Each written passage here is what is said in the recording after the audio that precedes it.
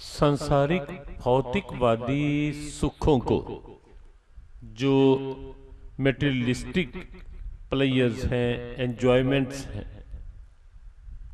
उसे ही आज का इंसान पूरी तरह से शांति माने बैठा है, होता नहीं, और उसी कारण से परिणाम में तनावग्रस्त भी होता जा रहा है। भगवान जानते थे कि कलयुगी मानव मानसिक शांति के महत्व को ही नहीं समझ पाएगा। भगवान जानते थे कि आने वाले समय में स्थिति कैसी होने जा रही है, कैसी होगी, और शायद इसीलिए उन्हें लगा कि लीलाओं का संवरण करने से पहले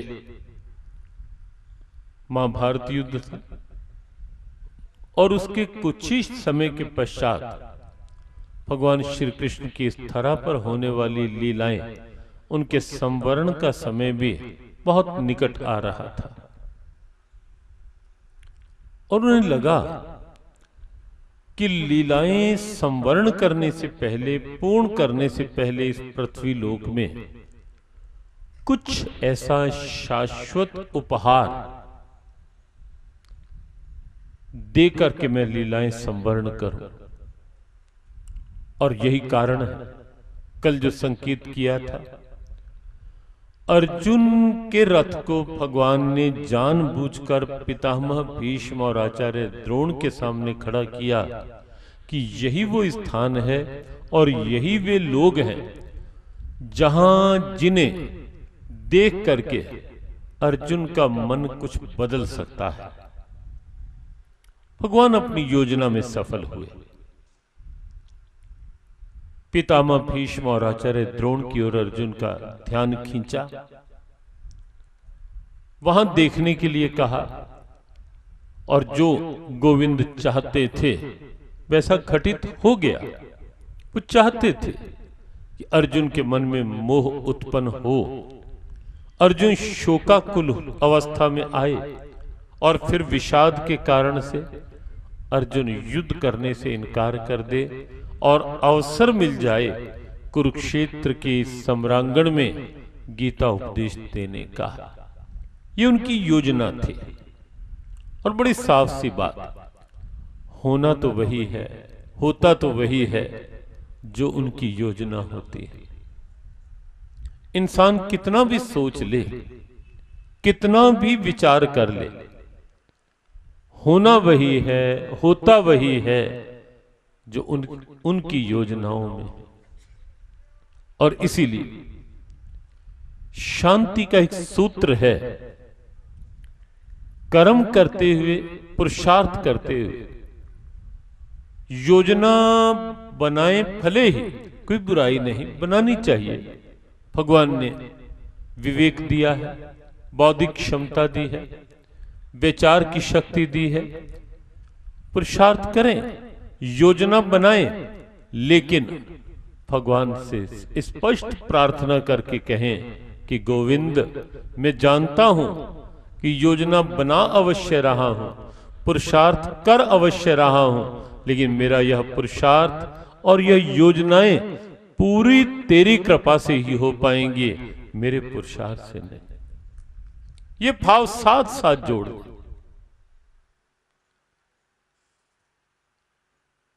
आपको मानसिक बल मिलेगा। इससे आपका अंदर का विश्वास और दृढ़ होगा, जागृत होगा।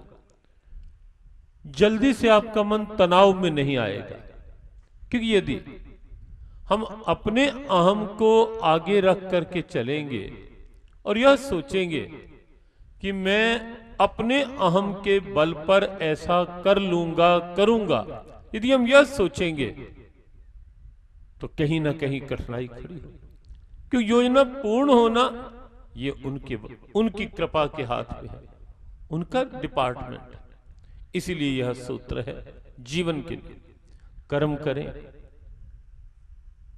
पुरुषार्थ करें, योजना भी बनाएं, लेकिन आगे उन योजनाओं के क्रियान्वयन की उन योजनाओं की पूर्णता की स्थिति जो है वो गोविंद पर छोड़ दे, वो भगवान की कृपा पर छोड़ दे। अर्जुन ने प्रारंभ में जो स्थिति बनाई, प्रारंभिक स्थिति देखें अर्जुन की, निश्चिंत था, शांत था, प्रसन्नचित्त था। प्रारंभिक स्थिति में आप देखें अर्जुन को, भगवान ने कहा पार्थ तूने मेरा चयन किया है। बात उस समय की है जब युद्ध प्रारंभ होना था, सहायता के लिए दुर्योधन और अर्जुन दोनों आए थे। भगवान ने दो भाग कर दिए थे। एक भाग में स्वयं को अपने को रखा, एक पक्ष में निशस्त्र और युद्ध ना करने की प्रतिज्ञा के साथ, और एक पक्ष बनाया अपनी नारायणी अक्षौहिणी दिव्य अस्त्र शस्त्रों से सुसज्जित सेना का। दोनों को कह दिया एक एक ले लो।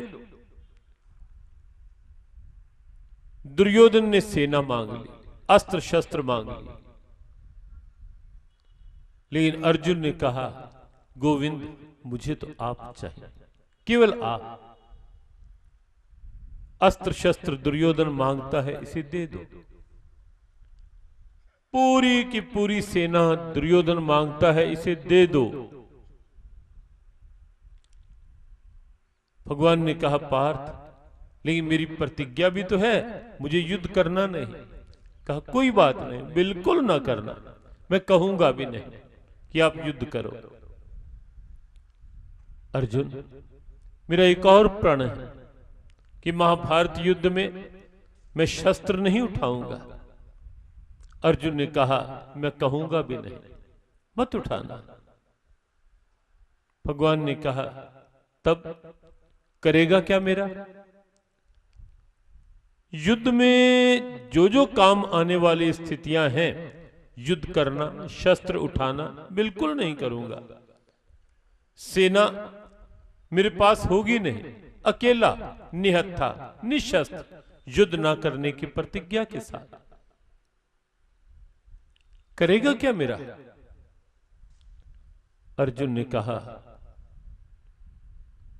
केशव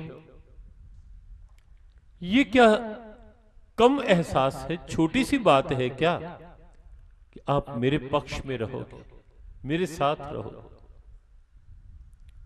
मैं तो इस एहसास का आनंद लूंगा कि गोविंद मेरे साथ है, श्री कृष्ण मेरे पक्ष में मेरे साथ हैं युद्ध।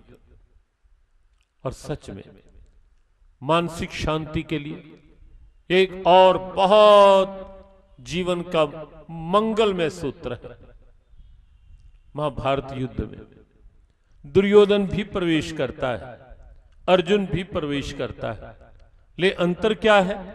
दुर्योधन प्रवेश करता है अपने अहम के साथ, अहंकार के साथ, मैं इतना और मेरे पास इतनी बड़ी सेना, मैं और मेरे के साथ। और अर्जुन प्रवेश करता है, नहीं देखता कि सेना कितनी, कौन कौन योद्धा कहां। युद्ध होने से कुछ ही समय पहले पांचों भाई, पांचों पांडव एक साथ बैठे। युधिष्ठिर ने कहीं कह दिया कि युद्ध प्रारंभ होने वाला है, लेकिन आसान नहीं लगता कि युद्ध में विजय हमारी होगी। अर्जुन ने कहा भैया ये निराशा क्यों, ये शब्द किस लिए? युधिष्ठिर ने कहा पार्थ कौरव पक्ष में 11 अक्षौहिणी सेना है, हमारे पक्ष में 7। बहुत बड़ा अंतर है सैन्य बल का। तब की गणना के अनुसार यह अंतर लगभग 10.5 लाख सैनिकों का था। छोटा सा अंतर नहीं था एक अक्षौहिणी सेना में उस समय।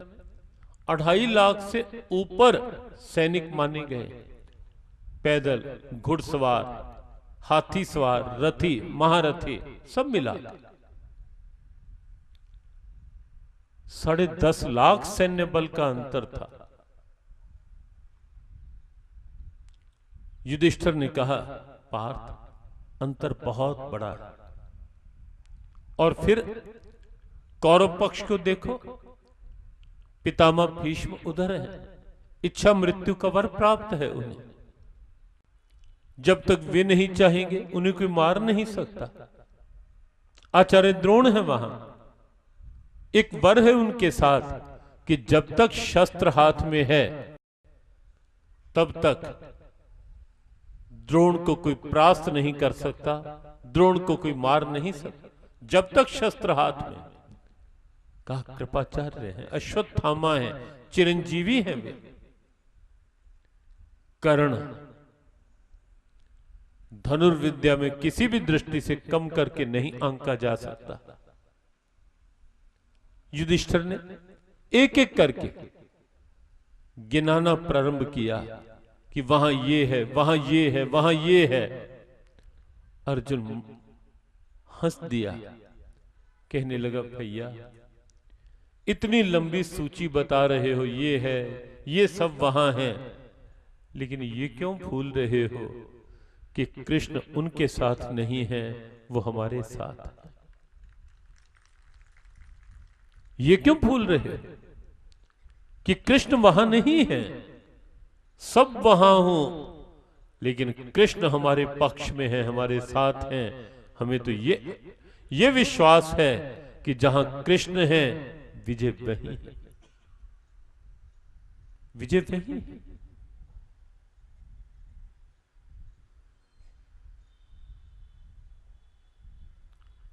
महाभारत युद्ध से पहले, इस बात के पश्चात,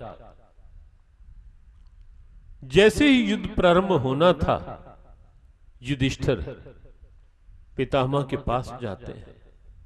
पितामह पूछते हैं,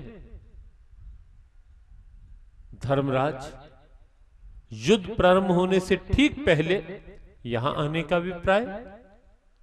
युधिष्ठिर ने कहा, आप कुल के बड़े हैं और आचार्य द्रोण कुल के गुरु हैं, दोनों का आशीर्वाद लेने आया हूं। युद्ध से पहले आशीर्वाद लेकर ही युद्ध प्रारंभ करूंगा। और तब पितामह के मुख से निकला, स्वाभाविक महाभारत में श्लोक है, पितामह ने कहा, ध्रुवस्ते विजयम राजन, हे राजन, तुम्हारी विजय तो ध्रुव है। ध्रुव जो श्योरिटी के लिए अंतिम शब्द हमारे यहां कहा जाता है। गीता में जैसे आया, जातस्य ही ध्रुवोर मृत्यु, जिसका जन्म है उसकी मृत्यु ध्रुव है, अटल है।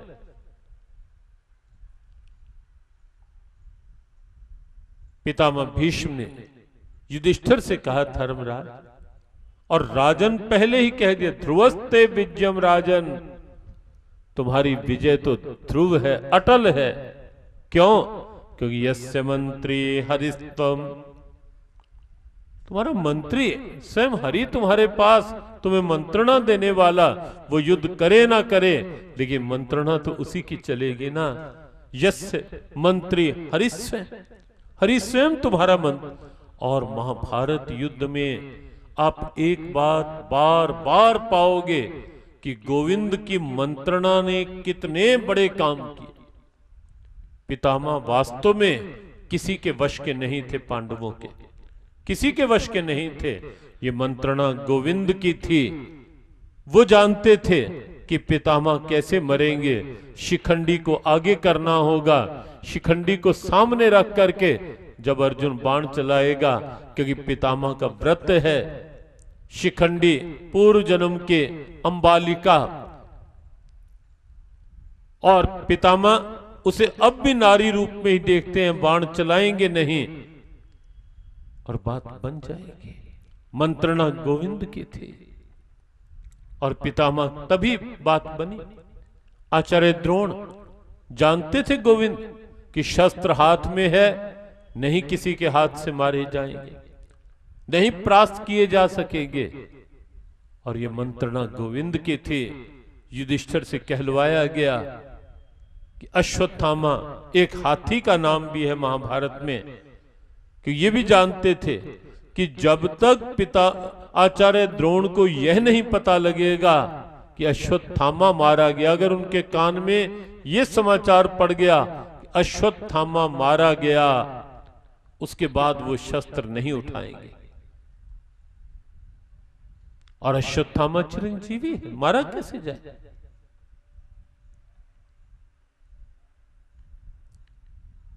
बात कैसे बने? गोविंद ने समझाया, अश्वत्थामा नामक हाथी का वध करना होगा। और ये भी जानते थे कि किसी और की बात पर आचार्य द्रोण विश्वास भी नहीं करेंगे, लेकिन यदि धर्मराज युधिष्ठिर की वाणी से निकल गया कि अश्वत्थामा मारा गया, तब आचार्य द्रोण किसी से पूछेंगे भी नहीं। इतना विश्वास है उनको दृढ़ युधिष्ठिर की वाणी पर। हाथी को मरवा। युधिष्ठिर से कहा कि धर्मराज, तुझे कहना होगा वहां अश्वत्थामा हतो हता, अश्वत्थामा मारा गया। कहा गोविंद, तो हाथी मरेगा। कहा बस ठीक है, बाद में इतना कह देना, नरोवा कुंजरोवा,